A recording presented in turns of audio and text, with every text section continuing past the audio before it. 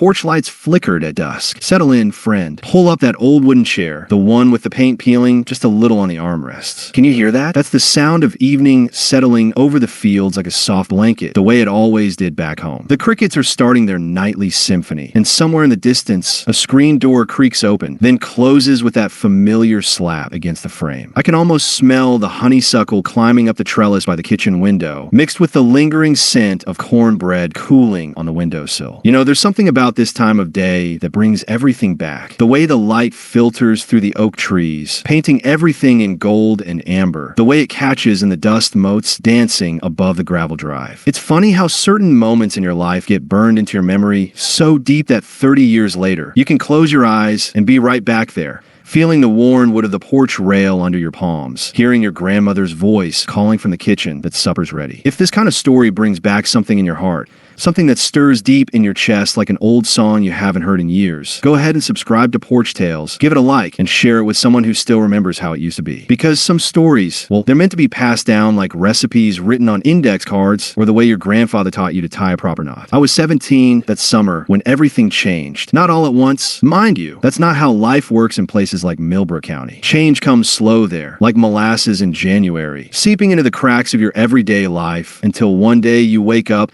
and realize nothing will ever be quite the same again. The summer of 1987 started like any other. Memorial Day weekend found me and my best friend Tommy Brewster down at Miller's Creek, our fishing lines cast out into the brown water that moved lazy as a Sunday afternoon. Tommy was telling me about his plans after graduation, how he was going to take that job at the lumber mill in the next county over, maybe save up enough to buy that red Camaro that had been sitting in Gus Franklin's used car lot for the better part of 2 years. "What about you, Jake?" he asked, adjusting his John Deere cap against the glare of the late afternoon sun. "You giving any thought to what comes next?" I remember how the question hung in the air like humidity before a storm. Truth was, I hadn't given much thought to anything beyond that summer. My whole world was contained in the 20-mile radius around our little town. The high school where I played varsity baseball for 3 years. The Dairy Queen, where Sarah Beth Morrison worked weekends and always gave me an extra scoop of chocolate chip. The Methodist church where 3 generations of my family had been baptized, married, and eventually laid to rest. "I reckon I'll help Dad with the farm," I said, though even as the words left my mouth, something felt unsettled about them, like a shirt that doesn't quite fit right. Our family farm wasn't much by today's standards. 200 acres of corn and soybeans, a dozen head of cattle, and a farmhouse that had been the family since my great-grandfather built it in 1923. But it was home in every sense of the word. The kind of place where you knew every creaking board in the floor, where you could find your way to the kitchen in the dark, where the walls held the echoes of 4 generations of laughter, arguments, celebrations, and tears. That evening, as I walked up the dusty gravel drive toward the house, I could see Mom through the kitchen window, her hair tied back with that blue bandana she always wore when she was cooking. The smell of her famous fried chicken drifted out through the screen door, mixing with the scent of the climbing roses Dad had planted for her 20th wedding anniversary. Fireflies were just beginning to flicker in the tall grass by the fence line, like tiny lanterns being lit one by one. "Jake, honey, come wash up," Mom called out as I climbed the porch steps. "Your father's been waiting to talk to you about something." I found Dad in his chair on the front porch, the same spot where he'd sat every evening for as long as I could remember. His work boots were unlaced, his flannel shirt rolled up at the sleeves, revealing arms weathered and strong from 40 years of farm work. There was something different about him that night, though, a heaviness in his shoulders that I'd never noticed before. "Son," he said, gesturing to the chair beside him, "we need to have ourselves a talk." I settled into the chair that had been mine since I was old enough to sit still for more than 5 minutes. From where we sat, you could see clear across the cornfield to where the Henderson's property line was marked by a row of black walnut trees. The corn was just starting to tassel in the fading light. It looked like an ocean of green swaying in the gentle evening breeze. "Jake, I know you've been thinking about staying on here after graduation, helping with the farm and all," Dad began, his voice careful and measured. "And Lord knows, I'd love nothing more than to have you here, carrying on what your great-grandfather started." I waited, sensing there was more coming. "But this farm, son, it's not what it used to be. Prices are down, costs are up, and I've been struggling to make ends meet for the better part of 3 years now." He paused, taking off his cap and running his fingers through his graying hair. "Yesterday, I got a call from Bill Matthews over at the bank. We're going to have to sell some of the land. Maybe most of it." The words hit me like a physical blow. The farm was more than just our livelihood. It was our identity, our history, our legacy. I thought about all the summers I'd spent walking those fields with my grandfather, learning to read the weather in the clouds, understanding the rhythm of planting and harvest that had governed our family's life for generations. What does that mean? I asked, though I think I already knew. It means you need to think about your future, son. Really think about it. There might not be a farm here for you to come back to. That night, I lay in my childhood bedroom, staring at the ceiling where glow-in-the-dark stars still marked the constellations my mother had helped me put up when I was 8 years old. Through the open window, I could hear the familiar sounds of home, the distant lowing of cattle, the rustle of corn stalks in the breeze, the lonesome whistle of the freight train that passed through town at 11:47 every night. For the first time in my life, I felt truly lost. The next morning brought one of those perfect June days that seemed designed by God himself to remind you why you love this place. The sky was that particular shade of blue you only see in the country, unmarked by power lines or city haze. And the air was sweet with the smell of wild honeysuckle and fresh-cut hay. I was helping Dad repair a section of fence by the south pasture when we heard the rumble of an engine coming up the drive. It was Earl Henderson, our neighbor to the east, driving his old Ford pickup that had more rust than paint, but somehow kept running year after year. Earl was one of those men who seemed carved from the very earth he farmed. His hands were permanently stained with soil, his face weathered into deep lines by 70 years of sun and wind, but his eyes were kind and his voice gentle. He'd been farming the land next to ours since before I was born, and there wasn't a man in the county more respected or more wise. "Morning, Frank," he called out to my father as he climbed down from the truck. "Jake." He nodded to me with that slight smile that always made you feel like you'd just been welcomed into something special. "Earl," Dad replied, setting down his hammer and walking over to meet him. "What brings you by? Heard you might be having some troubles." Earl said simply. In a town like ours, news traveled faster than gossip, and financial troubles were the kind of thing that concerned everyone. Wanted to see if there was anything I could do to help. Dad's jaw tightened slightly. He was a proud man, and accepting help didn't come easy to him. "I appreciate that, Earl. I truly do. But I'm not sure there's much anyone can do at this point." Earl nodded slowly, then looked out across our cornfield. "You know, Frank, I've been thinking about expanding my operation. Been looking for good land to lease, maybe with an option to buy down the line. Your South 40 is some of the best soil in the county." I watched my father's face as he processed what Earl was offering. It wasn't charity. It was a business proposition that would allow us to keep the land in agricultural use while providing the income we needed to stay afloat. It was quite literally a lifeline. That's generous of you, Earl," Dad said, his voice thick with emotion. "But I need to think about the details, talk it over with Martha." "Of course," Earl replied. "No ruse." But Frank, he placed a weathered hand on my father's shoulder. "This land has been in your family for 4 generations. That means something. It means something to all of us." After Earl left, Dad and I worked in companionable silence, each lost in our own thoughts. The afternoon grew warm, and eventually we took shelter under the big oak tree by the fence line, sharing a thermos of sweet tea Mom had packed for us. "You know, Jake," Dad said eventually, "maybe Earl's offer changes things. Maybe there is a future here for you after all." But something inside me had shifted during those 24 hours of uncertainty. For the first time, I'd allowed myself to imagine a life beyond the familiar boundaries of home, and the possibility was both terrifying and exhilarating. "Dad," I said carefully, "what if I want to go to college? What if I wanted to see what else is out there?" He looked at me for a long moment, and I saw something in his eyes that might have been relief mixed with sadness. "Then I'd say it's about time you started asking that question." That evening, I walked into town,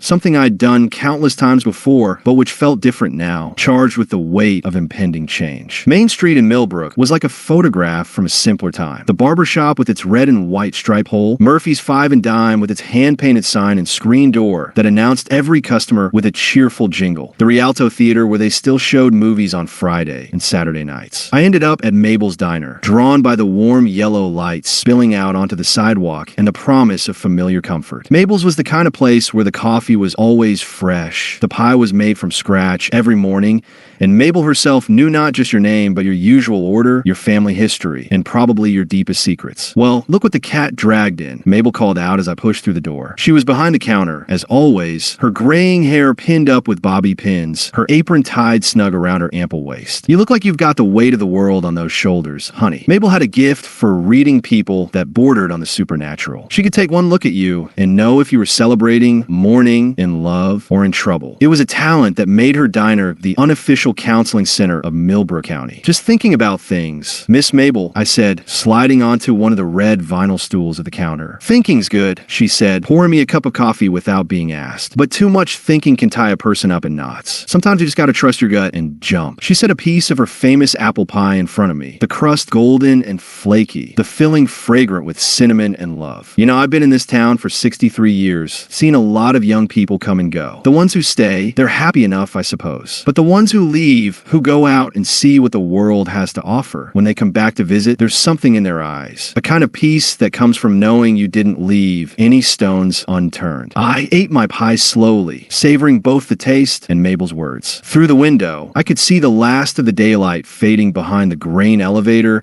and the streetlights beginning to flicker on one by one. "Miss Mabel," I said finally, "how do you know when it's time to leave something you love?" She leaned against the counter, her expression thoughtful. "Honey, loving something doesn't mean holding on to it so tight you squeeze the life out of it. Sometimes loving something means giving it the freedom to grow, even if that means growing away from you for a while." As I walked home that night, the gravel crunching under my feet and the summer air thick with the sound of cicadas, I felt something settle in my chest. Not certainty exactly, but a kind of quiet courage that I hadn't felt before. The next few weeks passed in a blur of applications, conversations, and small revelations. I applied to the state university, 2 hours away by car, but a world away from everything I'd ever known. I had long talks with my parents, with Earl Henderson, with Tommy Brewster, and with myself. It was during this time that I really began to see the people around me, not just as familiar fixtures in my daily life, but as individuals with their own stories, their own dreams, their own quiet wisdom. There was Mrs. Patterson, the librarian, who had been encouraging me to read beyond a required curriculum for years. When I told her about my college plans, her face lit up like Christmas morning. "Jake Harper," she said, clasping her hands together, "I have been waiting 17 years for you to discover that there's a whole world of books and ideas beyond Millbrook County." There was Coach Williams, who had seen me through 3 years of varsity baseball and who understood better than anyone the discipline and teamwork that sports had taught me. "College ball's different, Jake," he said, "but you've got the heart for it. More importantly, you've got the character." And there was Sarah Beth Morrison, whose smile had been brightening my days since sophomore year. We talked for hours that summer, walking the country roads or sitting on our front porch swing, discussing dreams and fears and the strange, bittersweet feeling of growing up. "I'll miss you," she said one evening as we watched the sunset paint the sky in shades of pink and gold. "I'll miss you too," I replied, meaning it more than I'd ever meant anything. "But you need to go," she said, her voice soft but sure. "You need to see what's out there, and maybe I need to figure out what I want to do with my life too." As summer drew to a close, the rhythm of preparing for departure became as familiar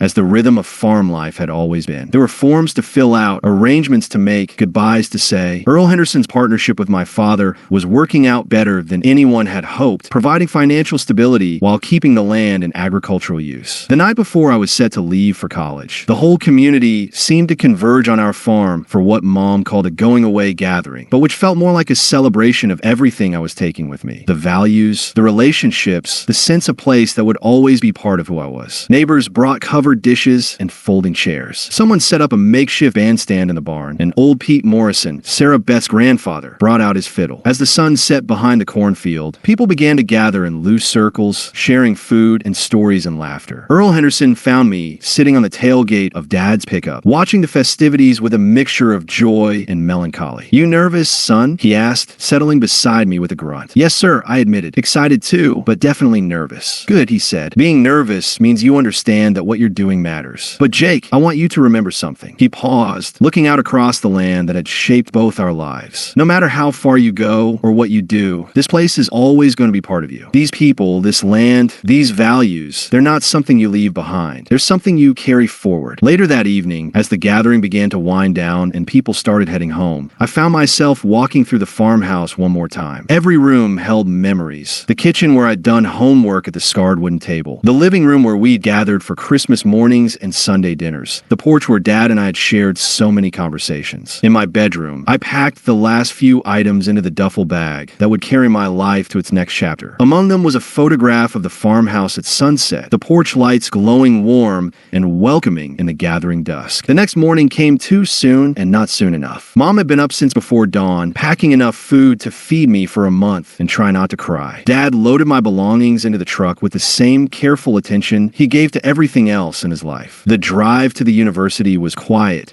filled with the kind of companionable silence that comes from saying everything that needs to be said. As we crested the hill that would take us out of sight of the farm, I turned for one last look at the place that had made me who I was. College was everything I had hoped it would be, and nothing like I had expected. The campus was beautiful in a different way from home. Manicured lawns and red brick buildings instead of cornfields and weather barns. The people were diverse and interesting, coming from backgrounds I had never imagined. The classes challenged me in ways I hadn't known I needed to be challenged. But it was the distance from home that taught me the most valuable lesson of all. In leaving Millbrook County, I discovered how much it meant to me. Every phone call home, every letter from Mom, every package of her homemade cookies was a reminder of the roots that grounded me even as I reached for new possibilities. I studied agricultural business, thinking I might find a way to combine my love of the land with the broader perspective I was gaining. I played club baseball, not quite at the level I had in high school, but with a joy that came from playing for the pure love of the game. I made friends from cities and suburbs and other small towns, each bringing their own stories and perspectives to my expanding world. During my sophomore year, I met a girl named Rebecca from Chicago. She was studying environmental science, passionate about sustainable agriculture and conservation. Our first real conversation happened in the library, where she found me reading about organic farming methods. "You're from a farming family?" she asked, and when I nodded,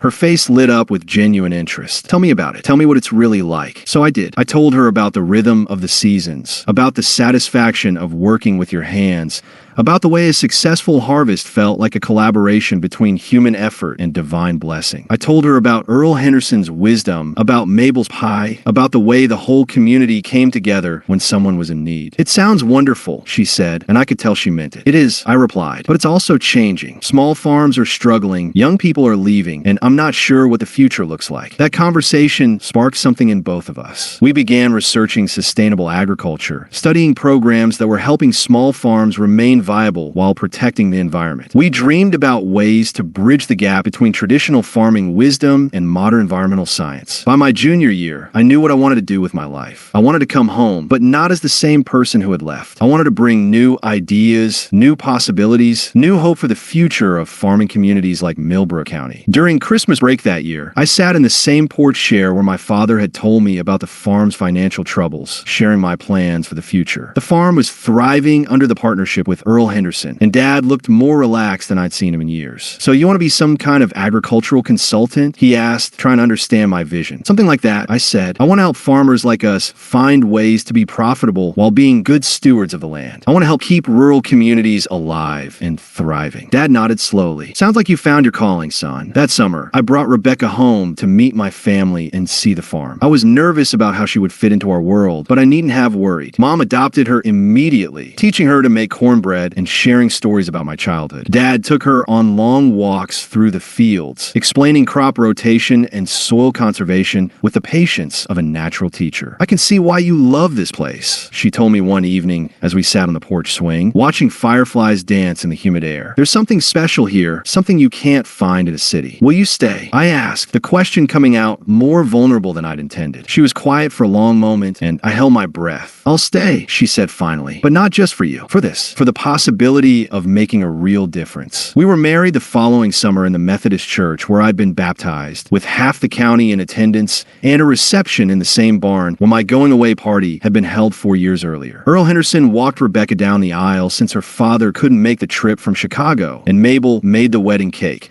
a towering masterpiece that was talked about for years afterward. The early years of our marriage were a whirlwind of building a life together while pursuing our shared dreams. I finished my degree and started working with the county extension office, helping local farmers implement sustainable practices and access new markets for their crops. Rebecca established a consulting business focused on environmental impact assessments for agricultural operations. We bought the old Murphy house on Elm Street, a Victorian-era home that needed more work than we had money, but which had the kind of character you can't buy. We spent weekends stripping wallpaper and refinishing floors, turning the neglected house into a home filled with love and laughter. Our first child, a daughter we named Grace, was born on a snowy February morning after the longest night of my life. Holding her in my arms, I felt a profound weight and joy joy of continuing the chain of generations that connected me to my great-grandfather and beyond. The years that followed brought more children, our son David and another daughter, Hope, and a growing sense that we were exactly where we belonged. The work was challenging but rewarding, helping local farmers transition to sustainable practices while maintaining profitability. Some of the old-timers were skeptical at first, but results spoke louder than rhetoric. Earl Henderson became my unofficial mentor, sharing decades of accumulated wisdom about farming and about life. He had a way of asking questions that helped you discover your own answers, and his gentle guidance was invaluable as I learned to balance innovation with tradition. The land will teach you if you listen, he told me one day as we stood in his north pasture, watching his cattle graze contentedly in the autumn sunshine. Every farmer thinks he's in charge, but the smart ones know they're just partners in something bigger than themselves. It was Earl who suggested I start teaching some of the younger farmers in the county, sharing what I'd learned in college with the practical wisdom I was gaining through experience. Those informal gatherings in Mabel's back room on Thursday evenings became something of an institution, with farmers from 3 counties eventually participating. "You've got a gift for this, Jake," Mabel said one evening after a particularly spirited discussion about organic pest control. "You could take complicated ideas and make them simple without making them stupid. That's a rare talent." The years passed with the steady rhythm of rural life, planting and harvest, school programs and church suppers, county fairs, and high school football games. Our children grew up with the same freedom I had known, exploring the countryside, learning to appreciate both the beauty and the hard work of rural life. Grace showed an early interest in veterinary medicine, spending hours with Doc Patterson,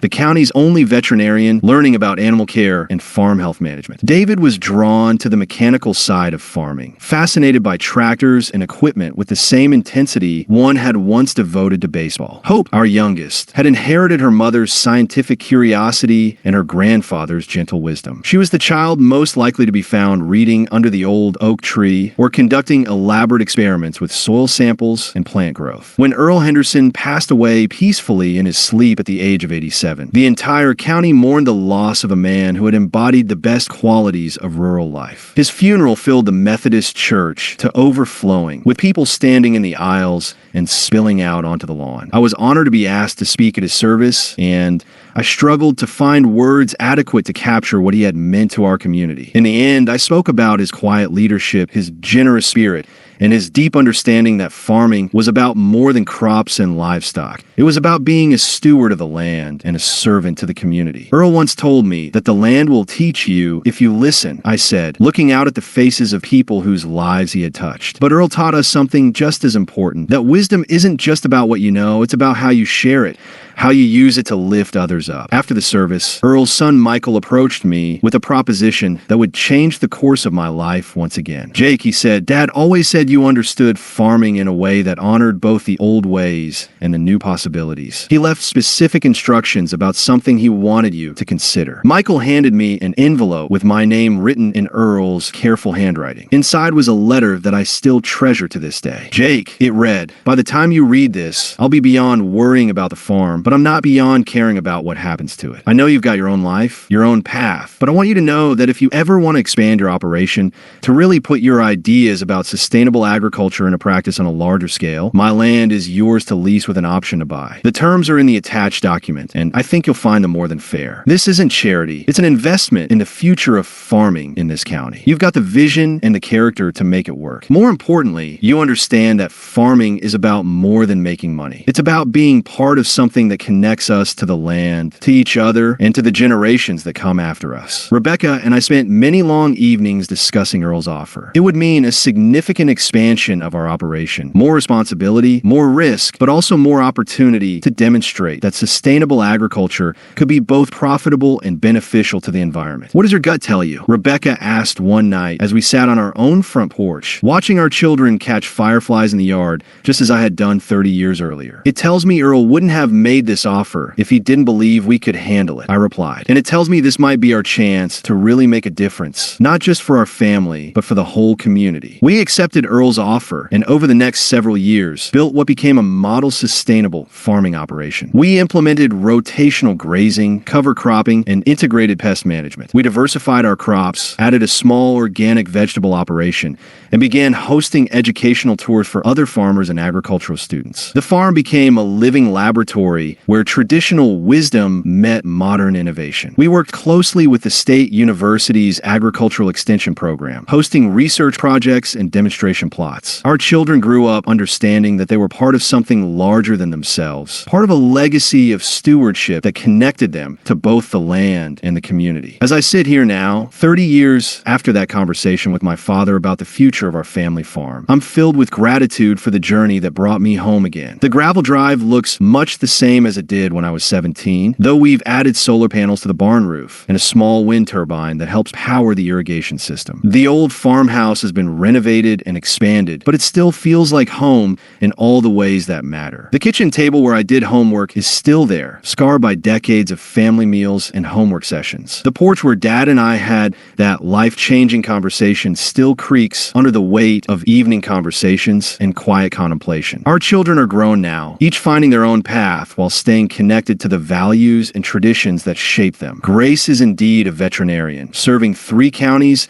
and carrying on Doc Patterson's legacy of caring for the animals that are so central to rural life. David has started his own agricultural equipment business, specializing in precision farming technology that helps farmers work more efficiently and sustainably. Hope followed her scientific interests to become a soil scientist, working with farmers across the region to improve soil health and carbon sequestration. She often jokes that she's literally following in her grandfather's footsteps, but her work represents the cutting edge of agricultural science. The farming operation that began with Earl Henderson's generous offer has grown into something I never could have imagined as a 17-year-old boy worried about the future of his family's land. We farm nearly 1,000 acres now, employing 6 full-time workers and hosting dozens of interns and researchers each year. But more than the acres or the awards or the recognition, what I'm most proud of is the community we've helped to sustain and strengthen. Young farmers are staying in the county, finding ways to make agriculture profitable while protecting the environment. New businesses have opened to support the growing agricultural economy. The county population has stabilized after decades of decline. Mabel's Diner is still the heart of the community, though it's now run by her daughter Linda, who makes pie that's almost as good as her mother's. The weekly farmer meetings have evolved into a formal agricultural cooperative that helps members access markets, share equipment, and support each other through the inevitable challenges of farming. The Methodist Church still anchors the spiritual life of the community, and the high school still rallies the entire county around Friday night football. But there are new elements too, a farmer's market that draws visitors from the city, an agritourism operation that helps people reconnect with rural life, and an environmental education center that teaches children about sustainable agriculture and conservation. As the sun sets behind the cornfield and the porch lights begin to flicker on throughout the county, I'm reminded of something Earl Henderson told me years ago. The land will teach you if you listen. But I've learned something else over the years. The community will sustain you if you INV. You if you invest in it, and the values you carry forward will shape the future in ways you can't imagine. If this story has stirred something in your heart, if it's reminded you of the values and connections that truly matter, I hope you'll subscribe to PorchTales and share with others who understand that the best stories are the ones that connect us to each other and to the places that make us who we are. Because in a world that seems to change faster every day, there's something precious about preserving the stories that remind us of what endures: